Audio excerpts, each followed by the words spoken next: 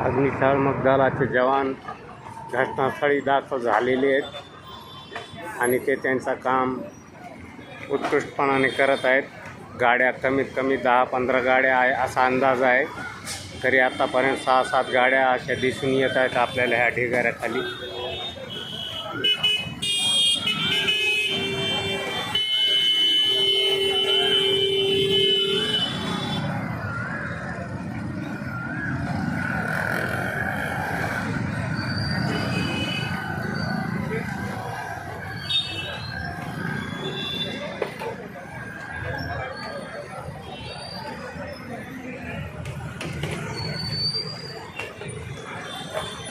TKL थायसन company, Pimpri चौक, आंबेडकर चौकाच्या थोडे पुढे.